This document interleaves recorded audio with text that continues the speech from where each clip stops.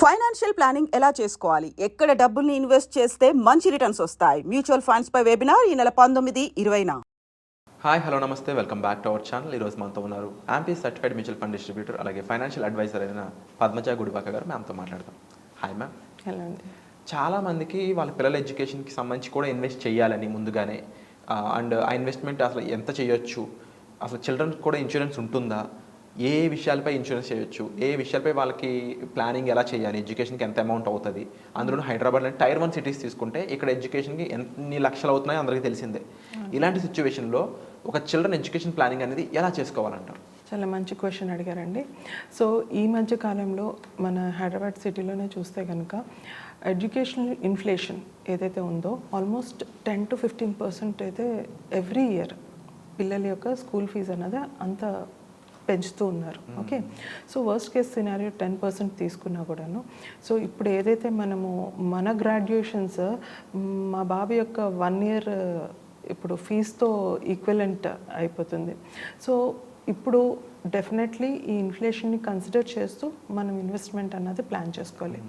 There are different products అండి, and government కూడా కొన్ని ప్రొడక్ట్స్ అన్నవి specially for girl child and regular children కోసం కూడా ఉంచారు. సో మనం 1 by 1 ప్రోడక్ట్ అన్నది మనం డిస్కస్ చేద్దాం. ఫస్ట్ గవర్నమెంట్ ప్రొడక్ట్స్ డిస్కస్ చేద్దాం. సో ఫస్ట్ వచ్చి సుకన్య సమృద్ధి అండి. మీరు ఒకవేళ కనుక గర్ల్ చైల్డ్ ఉంటే 10 years లోపు ఉన్న వాళ్ళకి ఈ సుకన్య సమృద్ధి అన్నది ఒక ప్రొడక్ట్ కింద తీసుకోవచ్చు. దీని రేట్ ఆఫ్ ఇంట్రెస్ట్ వచ్చి 8.2% ఇస్తున్నారు. సో 15 years అన్నది పేమెంట్ టర్మ్ వస్తుంది. అండ్ ఆఫ్టర్ 6 years వెయిటింగ్ తర్వాత మీరు టోటల్ 21 years ఆఫ్ ఏజ్ వచ్చినప్పుడు మీరు తీసుకోవచ్చు ఆ టోటల్ అమౌంట్ అన్నది. ఒకవేళ కనుక దీంట్లో అడ్వాంటేజ్ ఏంటి అంటే కనుక 1.5% ఎగ్జెంప్టెడ్ ఉంటుంది, ట్యాక్స్ ఎగ్జెంప్షన్ తీసుకోవచ్చు. And at the time of redemption అంటే మీరు ఒకసారి ఆ డబ్బులు తీసుకున్న టైంలో కూడాను ఆ టోటల్ అమౌంట్ ఏదైతే ఉంటుందో అది కూడా tax exempted, tax free kind of product అండి. సో ఇది ఒకటి. అండ్ సెకండ్ వచ్చి పీపీఎఫ్. ఇఫ్ ఎట్ ఆల్ మీకు ఒక బాయ్ ఉన్నారు, సో ఆ బాయ్ కోసం ఒకవేళ మీరు ఇన్వెస్ట్ చేద్దాం అనుకుంటే ఇది కూడా same government kind of a product which is risk free. And ఇక్కడ రిటర్న్ వచ్చి 7.1% వరకు మీకు రిటర్న్ అన్నది ఇస్తున్నారు, ఇంట్రెస్ట్ రేట్. ఇందులో కూడా 15 years పేమెంట్ ఉంటుంది. ఓవరాల్గా మీరు by the time you reach 15 years almost 40 lakhs వరకు మీరు తీసుకోవచ్చు. సో ఇందులో కూడా ఒకవేళ కనుక 6 years టైం వెయిట్ చేసి తీసుకున్నా కూడా ఆల్మోస్ట్ 60-61 lakhs వరకు మీరు హైయర్ ఎడ్యుకేషన్ కానీ వాళ్ళ మ్యారేజెస్ కానీ ఏదైనా సిచ్యుయేషన్స్లో మీరు యూజ్ చేసుకోవచ్చు. అలాగే నెక్స్ట్ వచ్చి చిల్డ్రన్ కోసం అనేసి ఈవెన్ మ్యూచువల్ ఫండ్స్లో కూడా ఒక సపరేట్ సెగ్మెంట్ ఆఫ్ ప్రొడక్ట్స్ వచ్చాయండి. వేరిన్ అంటే మీకు డైరెక్ట్ ఈక్విటీ లాగా హై రిస్క్ కాకుండా మోడరేట్ రిస్క్తో విత్ డెట్ అండ్ అదర్ ప్రొడక్ట్స్ని కూడా ఇంక్లూడ్ చేసుకుని మార్కెట్లోకి వచ్చాయి. ఒక లాక్-ఇన్ పీరియడ్ చూస్తే కనుక 5 years ఉంటాయి. చిల్డ్రన్ ఎడ్యుకేషన్ ప్లాన్స్ అనేసి వీటి యొక్క రిటర్న్స్ ఒకవేళ హిస్టారికల్గా మాట్లాడాల్సి వస్తే కనుక 15-20% కైండ్ ఆఫ్ రిటర్న్ ఇచ్చిన చాలా ఫండ్స్ ఉన్నాయి మనకి. సో ఇదే కైండ్ ఆఫ్ కాన్సెప్ట్ ఒకవేళ కనుక ఈ 3 segment ఆఫ్ ప్రొడక్ట్స్ని మనం కంపేర్ చేస్తే కనుక డెఫినెట్లీ మ్యూచువల్ ఫండ్ అన్నది హయ్యర్ కైండ్ ఆఫ్ రిటర్న్ అన్నది వస్తుంది, బట్ రిస్క్ అన్నది కూడా ఉంటుంది. సో ఒకవేళ కనుక ఈ రిస్క్తో సహా విత్ ట్యాక్స్ పేమెంట్తో కూడా క్యాలిక్యులేట్ చేసుకుని ఒకవేళ జస్ట్ కంపారిజన్ చేద్దాము అనుకుంటే కనుక సుకన్య సమృద్ధిలో 15 years పేమెంట్ చేస్తే ఓకే మీకు బై ద టైమ్ 21st yearకి ఆల్మోస్ట్ మీకు 71 lakhs అన్నది మీకు మెచ్యూరిటీ అమౌంట్ వస్తుంది. అదే same 15 years with 6 years waiting period. అదే కనుక మీరు పీపీఎఫ్లో ఇన్వెస్ట్ చేస్తే 15 years of payment with 6 years of waiting పీరియడ్తో మీకు ఆల్మోస్ట్ 61 lakhs ఆఫ్ రూపీస్ అయితే వస్తుంది. అదే same amount of 1.5 lakh invest చేస్తూ అదే mutual fund kind of ప్రొడక్ట్లో invest చేస్తే అట్ ద రేట్ ఆఫ్ 12% నేను క్యాలిక్యులేట్ చేస్తున్నాను.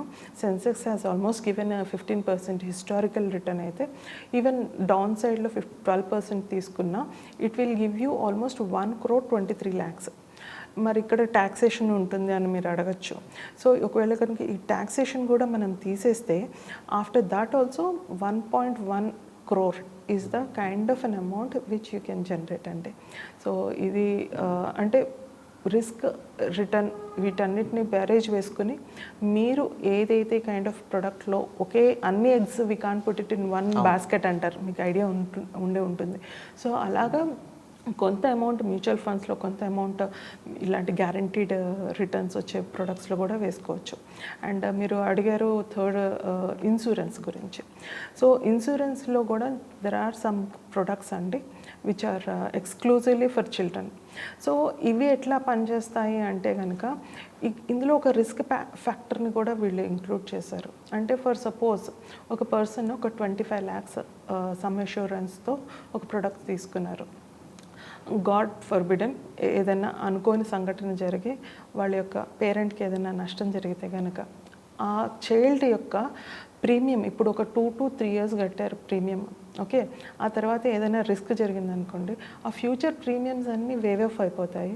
వాళ్ళు ఏదైతే ప్లాన్ చేసుకున్నారో ఆ టోటల్ ఇన్వెస్ట్మెంట్ 25 lakhs మీద ఒక 10% అన్నది యాజ్ ఏ రెగ్యులర్గా ఇన్కమ్ లాగా వాళ్ళకి ఇయర్లీ ఇచ్చేస్తారు. Per suppose 2.5 lakhs as an maturity value కింద ఏదైతే ఇద్దామనుకున్నారో ఆ టోటల్ మెచ్యూరిటీ వాల్యూ వస్తుంది. అండ్ లంసమ్ అంటే టోటల్ యాజ్ టీజ్ ఆ పాలసీ ఎలా అయితే ఎగ్జిక్యూట్ చేశారో అలా కూడా ఎగ్జిక్యూట్ చేసుకోవచ్చు. సో ఇది ఎలాంటిది అంటేనండి, కొంత amount I would definitely say మనం ఒకసారి లైఫ్లో it is not that returns అనే కాదు, బట్ ఒకవేళ కనుక రిస్క్ని కూడా మనం బ్యారే చేసుకుంటే కనుక ఇలాంటి ప్రొడక్ట్స్ని కూడా తీసుకోవచ్చు. మ్యామ్ ఇక్కడ డిఫరెంట్ అంటే ఫైనాన్షియల్లీ ఎబిలైడ్ పీపుల్ ఉంటారు అనమాట.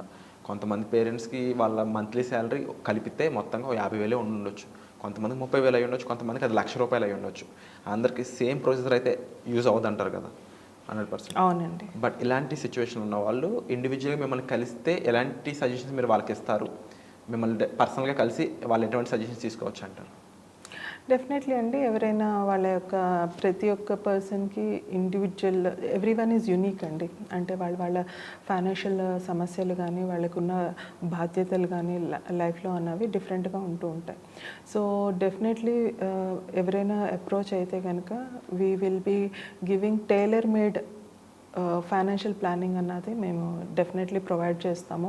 వాళ్ళు ఎలాంటి కైండ్ ఆఫ్ ఫైనాన్షియల్ డెట్లో ఉన్నా, లేదు అంటే లైక్ ఫ్యూచర్ని వెల్త్ క్రియేషన్ చేసుకోవాలనుకున్నా, మనం అన్నీ ఇప్పుడు ప్రైవేట్ జాబ్స్, మనకంటూ ఒక డెఫినెట్ పెన్షన్ అంటూ లేదు. సో మనమే ఎంతో కొంత సేవ్ చేసుకొని మన ఫ్యూచర్ని బిల్డ్ చేసుకోవాలి. సో ఇలాంటి కైండ్ ఆఫ్ థింగ్స్కి పర్సనలైజ్డ్ ఫైనాన్షియల్ ప్లానింగ్ ప్రొడక్ట్స్ అన్నవి ప్రొవైడ్ చేస్తాం. Wonderful ma'am, thank you so much for the information.